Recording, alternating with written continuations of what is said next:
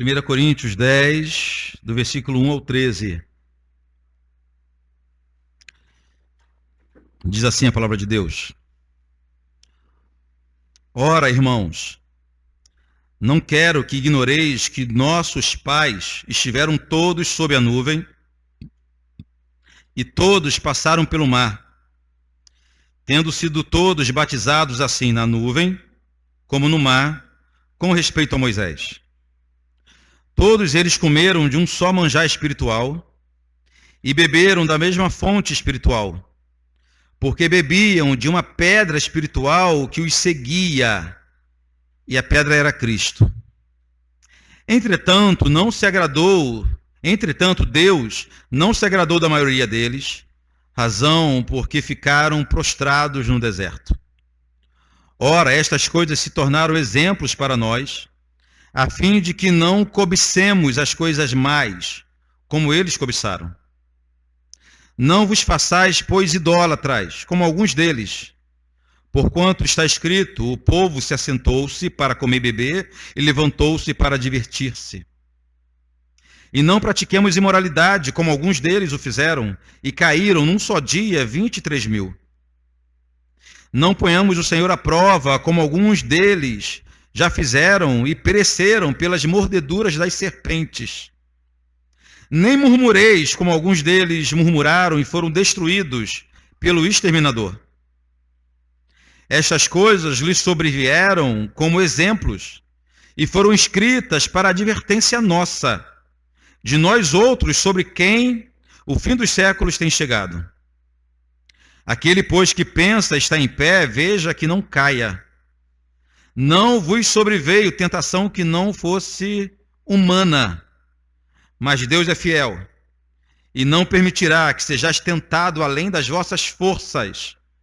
Pelo contrário, juntamente com a tentação vos proverá livramento, de sorte que possais suportar. Vamos falar com Deus. Pai querido, nós te agradecemos pela leitura de tua santa palavra mais uma vez aqui nessa manhã. E agora nós rogamos pela iluminação do Espírito Santo, para que consigamos entender o que diz a tua palavra, Pai.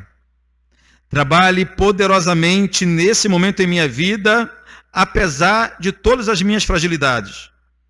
Trabalhe poderosamente também na vida dos meus irmãos. Se o Espírito Santo não agir com poder nesse momento, eu falarei em vão, os meus irmãos permanecerão aqui em vão também.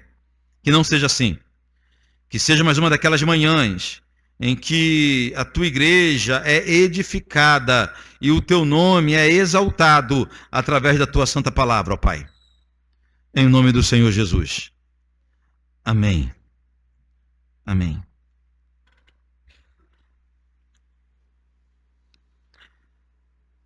Semana passada, na última mensagem dessa série, nós vimos que o apóstolo Paulo ensinou à igreja que os irmãos deveriam ser escravos ou servos uns dos outros. Aprendemos com o apóstolo Paulo no capítulo 8, que ele usou a questão da comida oferecida a ídolos como apenas pano de fundo para uma lição muito mais importante, que é um cristão verdadeiro precisa viver para os outros, não para si mesmo. Aprendemos semana passada que antes da gente, ou além da gente perguntar o que pode e o que não pode, o que podemos e o que não podemos fazer, o que devemos perguntar de fato é se aquilo que nós podemos ou desejamos, ainda que seja permitido, se aquilo vai edificar ou não a igreja do Senhor. Vai edificar ou vai magoar um irmão em Cristo? Vai colaborar para o avanço do Evangelho ou vai prejudicar o avanço do Evangelho? Aprendemos isso semana passada. Semana passada aprendemos que nós devemos, como crentes maduros, abrir mão de direitos. Vimos isso, direitos, se for necessário, em prol da saúde de um outro irmão e da saúde da igreja do Senhor. Isso no capítulo 8. No capítulo 9, vimos semana passada também que depois de Paulo dar uma aula teórica, digamos assim, para os coríntios, ele citou o seu próprio testemunho como exemplo. Ele começa o capítulo 9 dizendo o seguinte, ó, eu, mais do que ninguém, mereço ser chamado de apóstolo entre vocês. Mais do que ninguém, eu mereço ser remunerado por essa igreja. E também mereço casar, eu tenho direito de casar, eu tenho direito de ser remunerado pela igreja, e eu tenho direito de ser chamado apóstolo. Mas no decorrer do capítulo 9, ele deixa claro que ele abriu mão dos seus direitos em prol do evangelho. Ele se identifica no capítulo 9 como sendo escravo do evangelho de Cristo. Escravo da igreja do Senhor. É muito importante essa lição, porque nós vivemos dias em que a primeira coisa que nós sabemos lutar é por nossos direitos. Ninguém luta por seus deveres. Nós lutamos por nossos direitos. Nós aprendemos de qual que nós temos direito. Nós não conhecemos nada da Constituição, mas conhecemos os nossos direitos como cidadãos. Aí alguém conhece os seus direitos também como membro de uma igreja. Aí a Bíblia nos ensina que um cristão maduro não corre atrás dos seus direitos. O cristão maduro não se preocupa em primeiro lugar com os seus direitos. Um cristão maduro preocupa-se em primeiro lugar com seus irmãos. Isso sim. Depois de Paulo dar o seu próprio exemplo aqui no capítulo 9, ele olha para a história, ele volta lá no Êxodo, e ele vai dar agora o exemplo de Israel também, para a igreja de Corintos, consequentemente, para a nossa igreja nessa manhã. Paulo, ele busca na história fatos históricos para tirar desses fatos lições de exortação à igreja de Corinto, que era uma igreja afundada, nós já vimos isso inúmeras vezes, afundada em imoralidade, afundada em incompreensão teológica, doutrinária, isso tudo gerando grandes divisões na igreja. Já vimos inúmeras vezes que além da imoralidade, a soberba era um problema sério da igreja de Corinto. Eles se achavam autossuficientes, inclusive ao ponto de se acharem melhor ou mais evoluídos, vamos usar essa palavra, mais evoluídos espiritualmente do que os próprios apóstolos. Aí Paulo recorre à história. Vai lá no Êxodo, e nós estamos familiarizados com o Êxodo, que foi a nossa série aqui no primeiro semestre, né? Fizemos uma exposição do livro de Êxodo. Recorrendo à história, em primeiro lugar, Paulo lembrou de fatos, de momentos, em que Deus agiu de forma assombrosa em favor do povo. As primeiras lembranças de Paulo foram dos milagres que o povo de Deus viram Deus realizar lá no deserto, depois da saída da escravidão. Olha o versículo 1, voltamos ao texto de hoje. A partir do versículo 1 diz assim: ora, esse ora aqui, irmãos, teria o mesmo sentido de entretanto, ou além disso, dando continuidade ao que ele falou no capítulo passado. Ora, irmãos, não quero que ignoreis que nossos pais estiveram todos. Vocês vão prestar atenção na quantidade de vezes que ele repetiu a palavra todos. Todos, estiveram todos sob a nuvem. E todos passaram pelo mar, tendo sido todos batizados. Assim, na nuvem como no mar, com respeito a Moisés, todos eles comeram de um só manjar espiritual e beberam da mesma fonte espiritual, porque bebiam de uma pedra espiritual que os seguia, e a pedra era Cristo. Nesse ponto, irmãos, Paulo estava lembrando de grandes milagres que Israel presenciou em sua peregrinação durante ou depois da escravidão no Egito. Milagres assombrosos. Milagres que nos deixam espantados até hoje. Em primeiro lugar, Paulo diz no versículo 1, não quero que ignoreis que nossos pais todos estiveram sob a nuvem.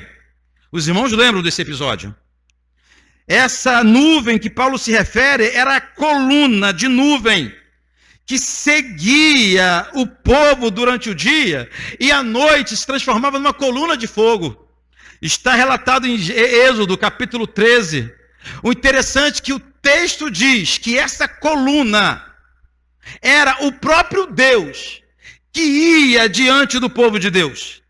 Eu vou ler para os irmãos Êxodo 13, 21 a 22, que diz assim: o Senhor ia adiante deles durante o dia numa coluna de nuvem, para os guiar pelo caminho, durante a noite numa coluna de fogo, para os alumiar, a fim de que caminhassem de dia e de noite. Nunca se apartou do povo a coluna de nuvem durante o dia, nem a coluna de fogo durante a noite. Queridos, o povo jamais caminhou sozinho. O Senhor caminhava com ele.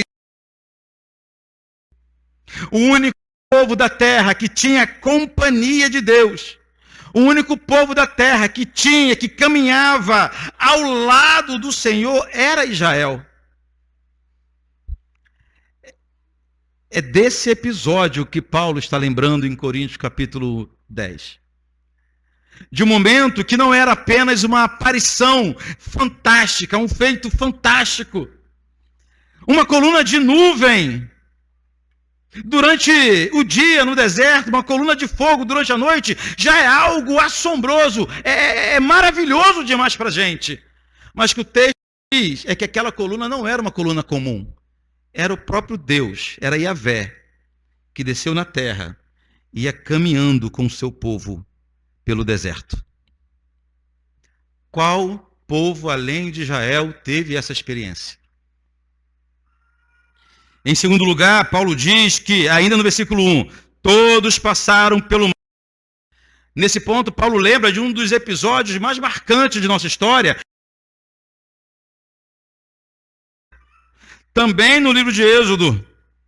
No livro de Êxodo, no capítulo 14, versículo 21, diz assim: então Moisés estendeu a mão sobre o mar, e o Senhor, por um forte vento oriental que soprou toda aquela noite. Esses detalhes do texto é que nos deixa mais admirado, né? Não é como na televisão que Moisés tocou o mar se abriu, não. O texto diz que o Senhor começou a soprar uma noite inteira de um vento impetuoso ao ponto de separar as águas. É o que diz aqui. E as águas foram divididas. Os filhos de Israel entraram pelo meio do mar em seco. E as águas foram qual muro, à sua direita e à sua esquerda. Paulo está lembrando desse milagre.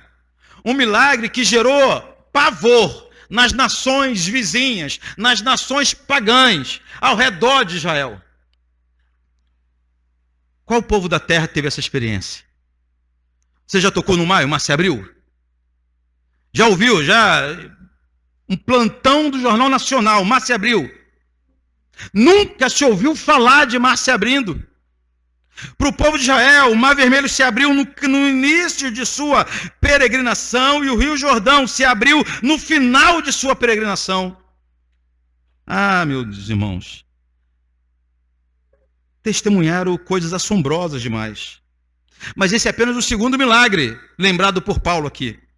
O terceiro grande milagre que Paulo lembra foi a forma como Israel foi alimentado durante sua peregrinação. O versículo 3 diz assim, do texto de hoje: todos eles comeram de um só manjar espiritual. Paulo estava se referindo ao pão que caía do céu todo dia pela manhã. Em Êxodo capítulo 16, versículo 4, diz assim: então disse o Senhor a Moisés: eis que vos farei chover pão do céu, e o povo sairá e colherá diariamente a porção para cada dia. Um fato que chega a ser assombroso. Um povo caminhando pelo deserto e diariamente o alimento cair do céu. Cair do céu.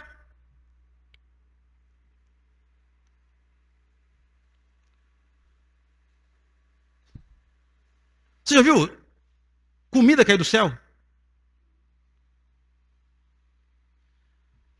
Tem registro na história de algum povo que estava peregrinando e alimento caiu no céu para 2 milhões de pessoas no deserto?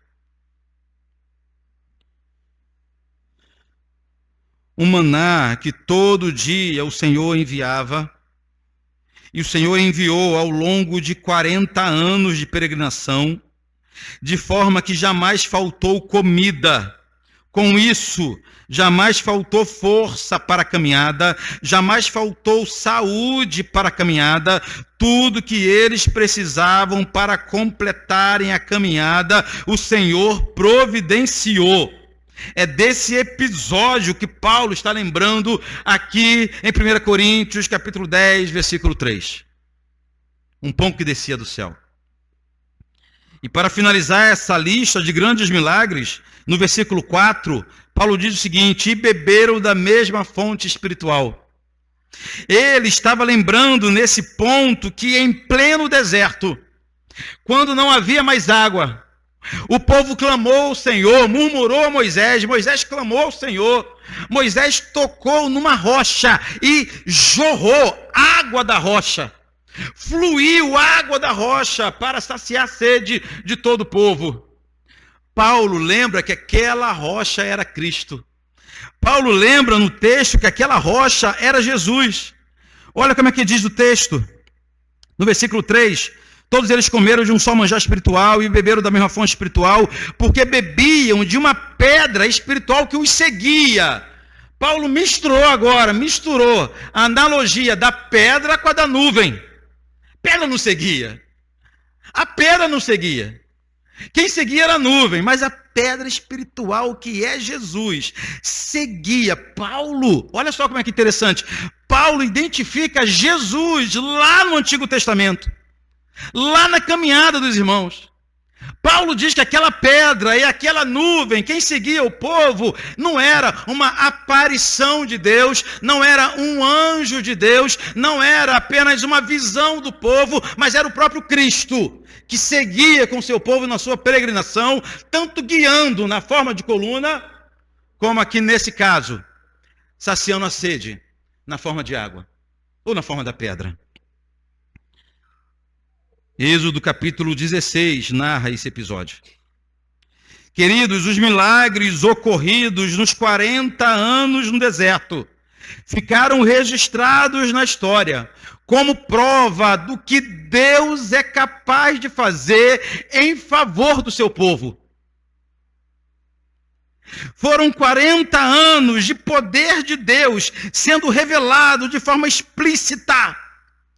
40 anos que o povo conhecia o poder de Deus, não de ouvir falar, não pelos pregadores, não pelos livros, não pela história. Foram 40 anos que diariamente, dia após dia, o Senhor não cessou de visitar aquela geração com grandes milagres. Milagres que nos assombram até hoje. Milagres que até hoje faz o cético, o ateu, duvidar da veracidade da palavra de Deus. Milagres surpreendentes que eles vivenciaram.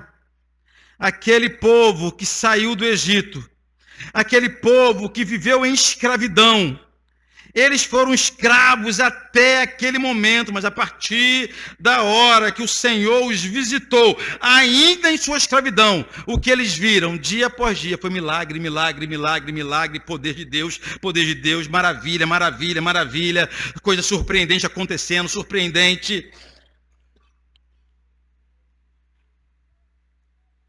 Se fosse hoje, alguém ia escrever eita atrás de eita, né? Cada hora mais. E um milagre maior do que o outro. E o que esse povo vivenciou, viveu, experimentou nos 40 anos de peregrinação. Os milagres ocorridos no deserto, jamais se tem história. Jamais se ouviu falar novamente na história da humanidade. Se aconteceu, não temos registro. Jamais se ouviu falar de coluna que mudava de fogo para nuvem, dependendo da necessidade do povo. Por 40 anos. Jamais se ouviu falar do mar se abrindo, ou de um mar se abrindo, para uma multidão passar com os pés secos no meio do mar. Jamais se ouviu falar de comida caindo do céu ao longo de 40 anos. Só cessou de descer comida do céu quando eles chegaram em Canaã e fizeram a primeira plantação e a primeira colheita. Que maravilha! Jamais se ouviu falar de água fluindo milagrosamente de uma pedra em pleno deserto e tantas outras coisas que aconteceram no deserto e jamais foi replicado na história da humanidade. Deus mudou? Não, Deus não muda. Deus não muda, mas Ele age de forma diferente em cada período da história. Nenhum povo viu tantos milagres de Deus como a geração de israelita que saiu da escravidão. Nenhum. Nenhum povo viu tantas maravilhas do Senhor como essa geração de israelita viu no deserto. A experiência com Deus. Você já ouviu falar em experiência com Deus? Você já teve alguma experiência milagrosa com o Senhor? Alguma experiência pessoal com Deus? Pois bem, a experiência que esse povo teve com Deus é algo assustadora para a gente. O resultado disso tudo, irmãos, deveria ser o surgimento de um povo forte e fiel, não é verdade?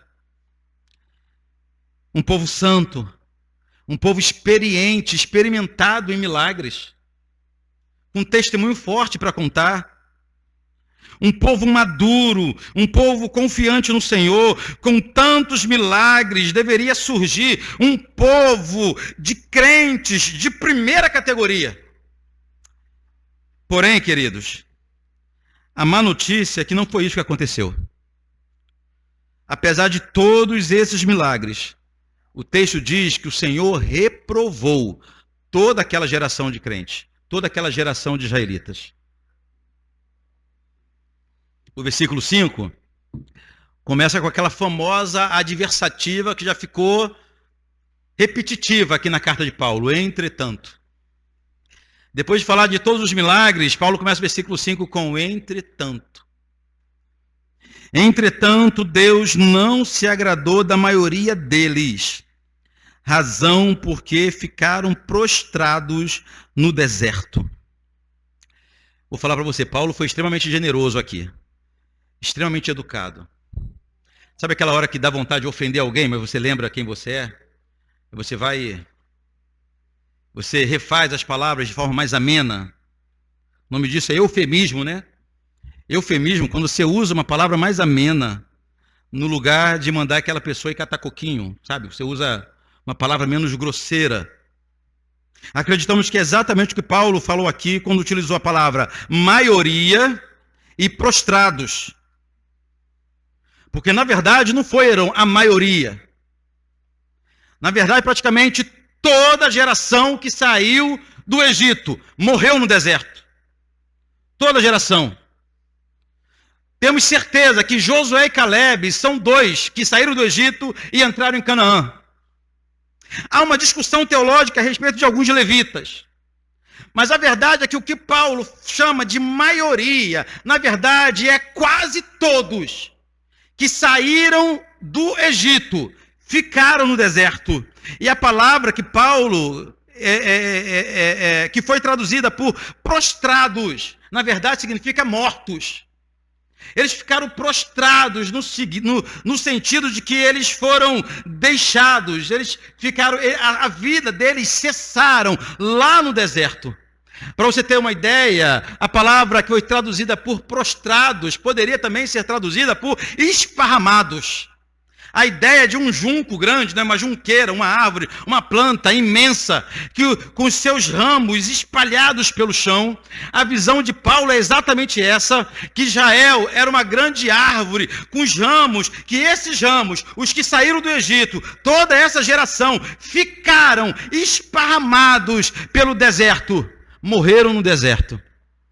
Entrou em Canaã somente aqueles que já nasceram no deserto. Aqueles que já nasceram durante a peregrinação, com raríssimas exceções. Porque o Senhor reprovou aquela geração. Não está na hora da aplicação não, mas é uma lição importante. É possível que o Senhor abençoe com milagres tremendos pessoas que Ele está reprovando. Bênção do Senhor não é prova de aprovação, de forma nenhuma. A Bíblia nunca diz que o verdadeiro cristão vai ser reconhecido pelas bênçãos, ele é reconhecido pelos frutos. Deus ele pode abençoar ricamente uma pessoa apenas porque ele é fiel, não a nós, esqueça isso. A Bíblia não diz que ele é fiel a nós, ele é fiel a si, ele é fiel à sua palavra. Então, se ele prometeu que vai te abençoar e você se desviou no meio do caminho, ele pode permanecer fiel à palavra que ele empenhou. Ele é fiel a ele próprio. Então, é possível uma geração inteira ser ricamente abençoada ao mesmo ponto, ao mesmo tempo, de ser completamente rejeitada por Deus. Há um episódio marcante, o episódio do bezerro de ouro, vamos citar daqui a pouco, que o Senhor chama Moisés e fala: Moisés, eu vou fazer de você uma grande nação. De você vai sair agora a minha descendência. Esse povo que eu prometi levar ele para a terra prometida, eu vou mandar um anjo com eles, eu vou cumprir todas as minhas promessas. Eles vão ganhar a terra prometida, uma terra que manda leite e mel, mas eu não vou mais com eles. Veja bem, como promessa de Deus, bênção de Deus, não necessariamente significa a presença de Deus. Isso é um outro assunto, apenas um parênteses gigante aqui. Paulo diz que aquela geração ficou prostrada no deserto. Segundo Paulo, aquela geração do deserto foi reprovada por Deus por causa de sua impenitência. E a igreja de Corinto não poderia esquecer o que aconteceu com aqueles irmãos. O versículo 6 diz assim: Ora, estas coisas se tornaram exemplos para nós, a fim de que não cobicemos as coisas mais, como eles cobiçaram. Paulo está ensinando a igreja a considerar fatos históricos não apenas como meros fatos históricos. Paulo está ensinando a igreja a olhar para fatos históricos e aprender com a história, tirar proveito com a história, inclusive ou principalmente aprender o que não se faz, aprender como não se vive. A partir desse ponto, o apóstolo Paulo passou a fazer uma lista de pecados terríveis que Israel cometeu no deserto. A primeira lista que vimos até aqui, do versículo 1 ao 4, enumerava as maravilhas de Deus, as obras do Senhor. Mas agora, nessa segunda lista, Paulo vai lembrar de 4 momentos vergonhosos que Israel fez ou cometeu como resposta aos milagres de Deus.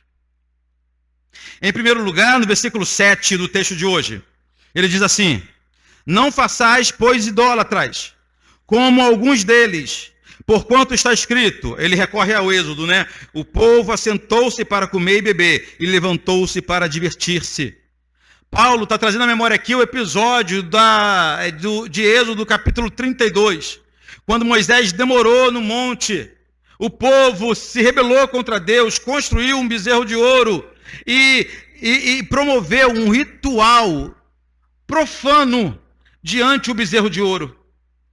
Quando passamos por esse texto, lá no primeiro semestre, a gente viu que quando o texto diz que o povo se assentou para comer e beber e levantou-se para divertir-se, a palavra divertir-se tem conotação de imoralidade também. É uma festa imoral que eles fizeram, uma festa sensual que eles fizeram diante do bezerro de ouro.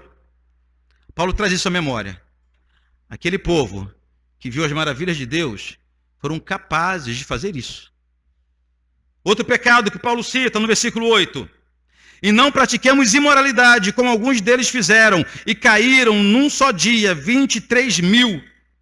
Aqui Paulo está se referindo ao episódio em que os homens de Israel começaram a procurar mulheres entre as moabitas, e o Senhor proibia isso. A ira do Senhor se acendeu, porque os homens israelitas estavam deixando as mulheres da aliança para se casarem com moabitas, inclusive com prostitutas moabitas. A Bíblia diz que a ira do Senhor se acendeu, mais de 23.000 pessoas morreram naquele episódio. Números capítulo 25 narra essa história. O mesmo povo que viu tanto milagre. Versículo 9, Paulo cita um terceiro episódio de iniquidade. Versículo 9. Não ponhamos o Senhor à prova, como alguns deles já fizeram, e pereceram pelas mordeduras das serpentes. Aqui Paulo está lembrando o episódio narrado em Números capítulo 21, quando o povo começou a murmurar, sabe de quê? Do pão que caía do céu. Pão caindo do céu. Aí o povo é igual eu e você, fala assim, eu estou enjoado já dessa comida. Eu estou enjoado dessa comida. Você enjoa aqui de comida? Eu não enjoo de comida nenhuma, sabia? Eu sou capaz de comer frango 5 anos direto. Ou carne 5 anos direto. Compro uma carne moída, a gente faz lá em casa, eu como 15 dias direto. Tati abandona já no segundo episódio, o Arthur abandona. E eu não enjoo de nada. Eu não consigo enjoar de comida. Pessoal, eu enjoar de carne. Eu enjoo de carne na hora eu enjoo. Estou lá no churrasco, me empazino de carne. Eu saio jurando que jamais comerei carne novamente. No dia seguinte eu estou pensando, rapaz, um contrafilé na brasa, né? Vocês estão rindo, né? Vocês estariam entre esse povo que é enjoar de comer pão do céu. Pão do céu. O povo chegou para Moisés, nós estamos com fastio de pão do céu. Esse alimento a gente não quer isso mais não. Se rebelaram contra Moisés e profanaram, murmuraram contra uma ação divina. Uma ação divina. Foi Deus que deu. Era pão de Deus que caía do céu. Lá na frente, esse pão que descia do céu vai ser comparado, vai ser uma metáfora para o próprio Jesus. E o camarada tem coragem de dizer que está cheio de comer desse pão. Deus, cheio de misericórdia, mandou uma centena de serpentes. A Bíblia chama de serpentes abrasadoras, não sei nem o que significa isso. No meio do arraial do povo, e muita gente morreu com a mordida das serpentes.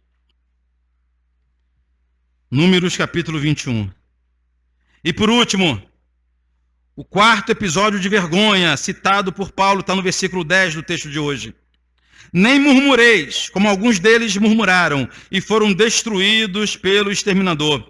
Possivelmente, irmãos, nesse ponto, Paulo estava se referindo ao episódio em que um grupo de levitas, filhos de Corá, se levantaram contra Moisés.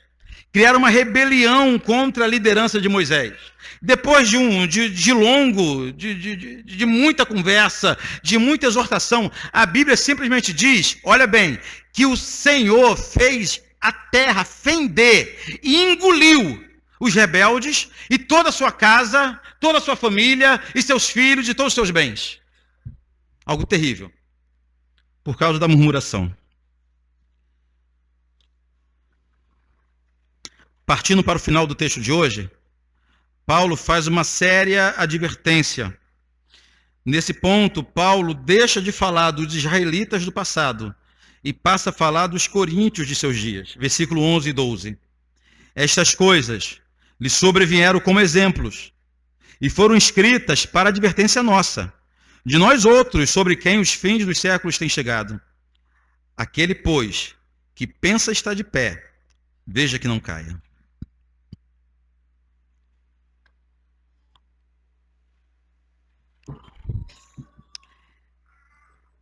Israelitas dos dias de Moisés e os coríntios dos dias de Paulo tinham um ponto em comum, tinha uma semelhança. Era a soberba. A soberba percebida não na roupa, não em coisas, na forma extravagante de se vestir ou de falar, nada disso. A soberba deles era percebida na forma como eles se achavam, de fato, autossuficientes. Na forma como eles se relacionavam com Deus. Lá no deserto, um povo que experimentou tanto milagre, achava que poderia chegar para Deus e dar ordens ao Senhor. Como alguns crentes fazem hoje, né? Declaram, põem Deus contra a parede. Os coríntios eram exatamente assim, soberbos. Acreditavam que poderiam permanecer de pé, ou de que estavam de pé, porque eram bons, porque eram melhores do que os apóstolos, porque ele era a igreja perfeita. Confiavam na própria força e na própria sabedoria, na própria capacidade, nos próprios méritos.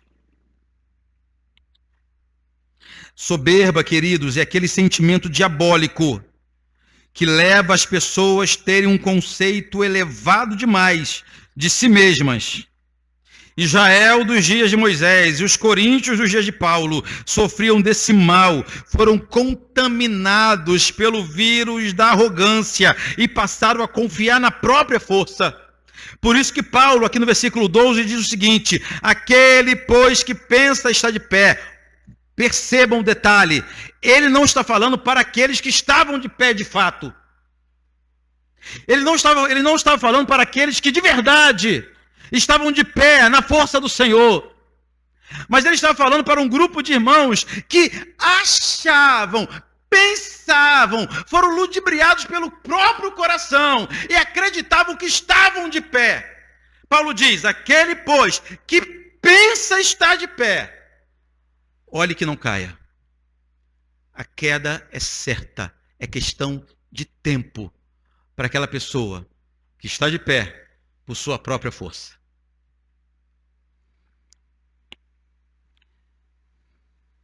Possivelmente, irmãos, os crentes de Corinto viviam sob uma sensação de segurança, porém era falsa essa segurança. Pois no lugar de confiarem no Senhor, eles confiavam em seus próprios méritos. Por isso o alerta de Paulo. Assim termina o capítulo 10, vamos chegar no último versículo daqui a pouco. Mas antes temos algumas lições para tirar, e o que mais me chama a atenção nesse texto é o fato de Paulo ter criado duas listas aparentemente idênticas. Duas listas com 4 itens, cada uma delas. Uma lista com 4 ações de Deus, outra lista com 4 ações dos homens. Uma lista com 4 feitos divinos, outra lista com 4 feitos humanos. Uma lista com exemplos do que Deus pode fazer, outra lista com exemplos do que o homem é capaz de fazer, como retribuição ao que Deus faz por ele. Uma lista de 4 grandes milagres e outra lista de 4 grandes vergonhas.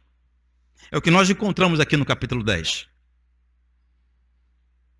As lições que tiramos dessas listas são as seguintes. Em primeiro lugar, nem todo milagre do mundo tem o poder de converter um único coração. Ninguém se converte vendo milagre, nem mesmo sendo objeto de milagre. Milagre não converte ninguém. Milagres testemunham do poder de Deus, milagres testemunham da ação do Senhor na história, mas a única coisa que converte o pecador é a pregação da palavra. A fé ainda vem pelo ouvir e não pelo ver. Ouvir a palavra de Deus. Os grandes milagres floreiam, assim dizia os antigos puritanos, os grandes milagres floreiam a nossa mensagem. Os grandes milagres são aplicações da vontade de Deus. Os grandes milagres são provas da existência do Senhor em nossa vida, mas o que converte o homem é a pregação da palavra de Deus. Por isso, uma geração inteira pode ser objeto de milagres absurdos de Deus e todo mundo se perder ao mesmo tempo. Isso pode acontecer. Em segundo lugar, tudo que conseguimos em nossa peregrinação, tudo que nós somos capazes e hábeis de fazer é pecar. Nisso nós somos peritos. Nós temos habilidades. Ninguém precisa nos ensinar. Ninguém precisa ensinar o homem a pecar. Pelo contrário, desde pequeno nós temos que corrigir os nossos filhos, porque o pecado já corre em nossas veias. Já nascemos pecadores. Então, o homem, sem a graça de Deus, a única coisa que ele consegue fazer na história é pecar, pecar, pecar e pecar. Somente o Senhor pode pôr um termo, um fim a essa sequência de pecado. O último versículo do livro, do texto de hoje, de 1 Coríntios 10, é o versículo 13, que diz assim: não vos sobreveio tentação que não fosse humana, mas Deus é fiel e não permitirá que sejais tentado além de vossas forças. Pelo contrário, juntamente com a tentação, vos proverá livramento, de sorte que possais suportar. O que isso significa, irmãos, é que à medida que nos aproximamos de Deus, nos afastamos do pecado. À medida que nos afastamos de Deus, tudo que nós conseguimos fazer é pecar. O que esse texto aqui nos revela é o seguinte, nos revela também é o seguinte: não há desculpas para os nossos pecados.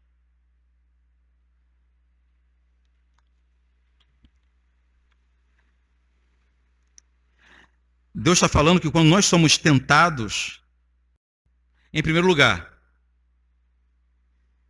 Ele proverá livramento de sorte que possais suportar. Está entendendo isso? Então, quando nós caímos no pecado, é por nossa própria responsabilidade. Tínhamos meios providenciados por Deus para fugir do pecado. Não fugimos. Terceira lição do texto de hoje.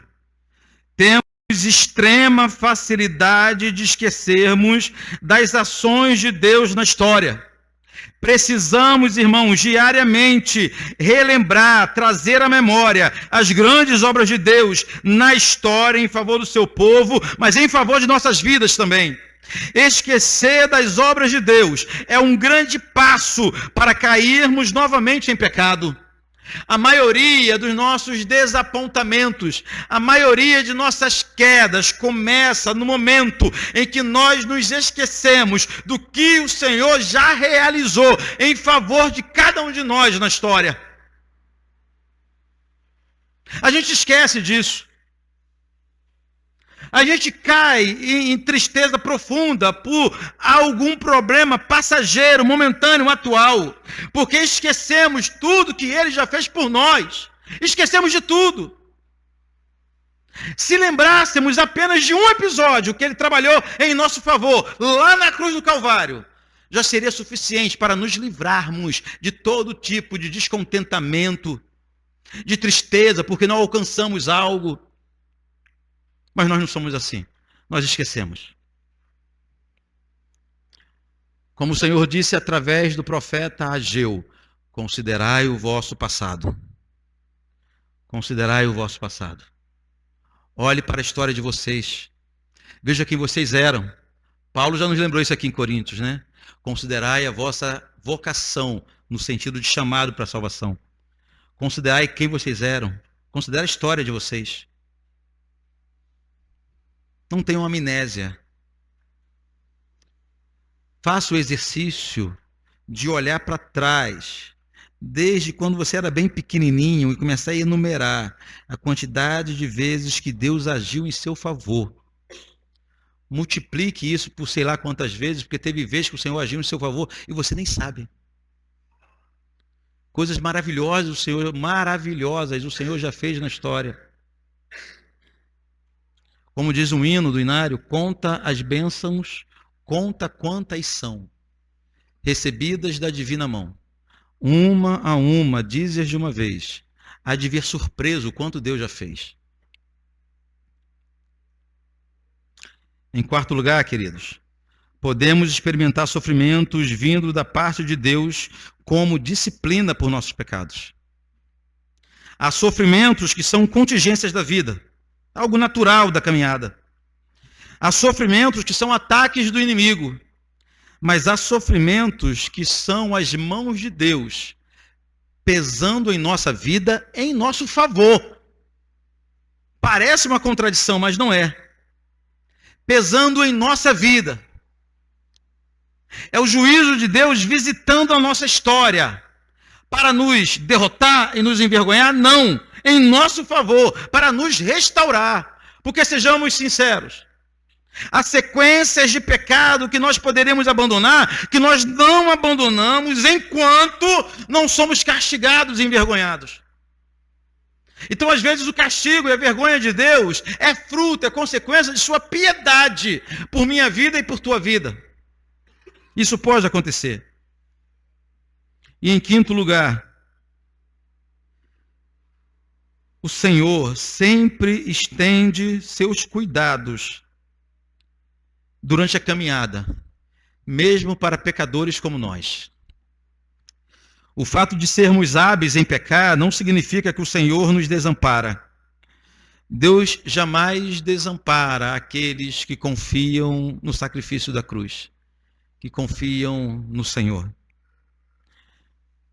A cada pecado, a cada vergonha, podemos nos aproximar de Deus em oração, confessar diante dele nossos pecados, que ele nos estenderá suas mãos de graça, suas mãos de misericórdia e nos receberá novamente para sentarmos à sua mesa. É assim que vive o Filho de Deus. Não é sem pecado, infelizmente, mas é se envergonhando dos próprios pecados. Eu quero terminar com duas aplicações antes de partirmos para o momento de ceia. A primeira é que nós devemos olhar para a história de Israel, devemos olhar para a história dos coríntios, mas devemos também olhar principalmente para nossas histórias. Quantos atos vergonhosos também mancham a nossa história? Quantos?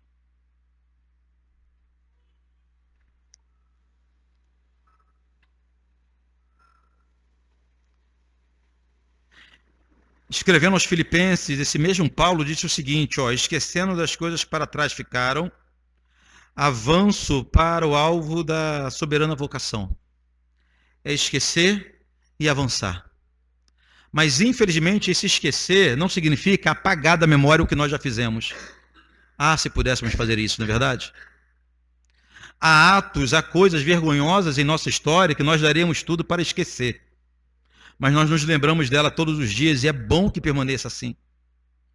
É bom que não nos esqueçamos do que nós já fizemos, do quão graves já foram nossos pecados diante de Deus, para que jamais sejamos presunçosos diante do Senhor. À medida que não nos esqueçamos dos nossos pecados, não nos esqueceremos também da graça do Senhor, da misericórdia do Senhor, que nos alcançou, apesar de nós sermos pecadores. Além de olharmos para a história e reconhecer os nossos pecados, precisamos olhar para a história para reconhecer as grandes maravilhas que Deus já operou em nosso favor. Ele já fez coisas grandes demais. Mas como eu já disse aqui, a maior de todas foi quando ele entregou seu único filho para morrer numa maldita cruz por causa dos nossos pecados. Queridos, se Deus não fizesse mais nada em nosso favor, já deveríamos estar satisfeitos. Mas ele continua nos abençoando, isso é verdade. Ele continua nos visitando com bênçãos, com milagres, ele continua agindo em nosso favor, é uma maravilha o que Deus continua fazendo por nós, através de nós, em nós. Mas o maior milagre de Deus, a maior obra do Senhor, foi ter enviado o seu Filho amado. Essa é a maior obra. E eu quero ver o dia que a gente vai chamar alguém para contar um testemunho, a pessoa vai chegar, ao invés de contar que comprou um carro, comprou uma casa, casou e não sei o quê, passou na faculdade, fez a viagem, a pessoa chegar e falar, irmãos, eu era um pecador. Eu afrontava o Senhor todos os dias com meus pecados, mas Ele, considerando os meus pecados, entregou o seu Filho para cumprir a pena que cabia a mim. E esse é o grande testemunho que eu tenho para dar. Eu fui salvo por Jesus. Nunca esqueça. O Senhor Jesus sabia que nós temos a mente volátil, a memória volátil. Nós temos uma memória que passa, que esquece, que se apaga com facilidade. Ele sabendo que nós chegaríamos, ele sabendo principalmente que com o passar do tempo isso iria se agravar, iria chegar numa época, que é a nossa época, em que nós seríamos mais suscetíveis a esquecer das coisas. Sabendo disso, o Senhor, ele instituiu um memorial para que jamais nos esquecêssemos da morte de Cristo na cruz do Calvário. Sabendo que nós somos dados a esquecimento, sabemos que nós seremos uma geração dada a relativismo, Jesus ele instituiu um memorial. Ele ordenou o memorial para que periodicamente a igreja se reunisse para lembrar da morte na cruz. Isso é a ceia do Senhor. Na ceia do Senhor, nós temos a chance de trazer à memória aquilo que nos traz esperança. como disse o profeta Jeremias. Na ceia do Senhor, nós temos a oportunidade de olhar lá para o Calvário e ver o que aconteceu com o nosso Cristo e pensar nos detalhes da crucificação. Considerar os cravos, considerar a lança, considerar a cruz pesada, considerar os açoites, tudo que o Senhor Jesus passou, porém, principalmente, ou acima disso tudo, lembrarmos que na cruz, a maior dor de Jesus foi ter que suportar a ira de Deus. Toda aquela parte da ira de Deus que estava destinada a nós foi derramada sobre Jesus na cruz.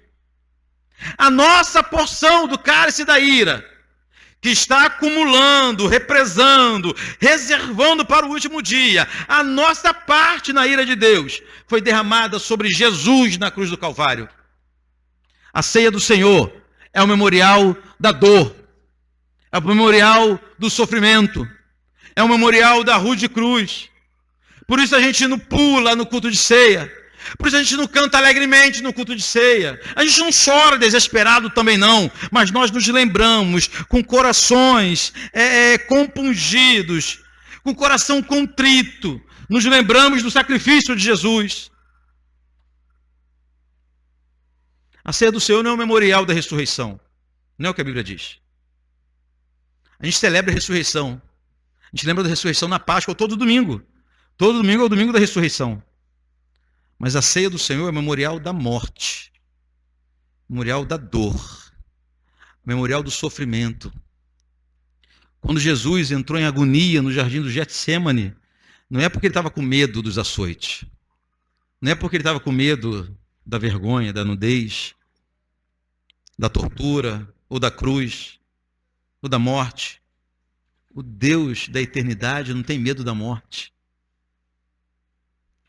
A agonia de Jesus no Getsêmani é porque pela primeira vez na eternidade ele encontraria o seu Pai, mas em lado oposto. Ele encontraria o seu Pai, mas agora como adversários. Porque ele estaria carregado dos nossos pecados e das nossas culpas. Deus estava presente no Calvário, mas como juiz, derramando o juízo que era nosso sobre o seu Filho. É disso que nós precisamos lembrar toda vez que nos aproximamos da mesa do Senhor. Amém? Sim.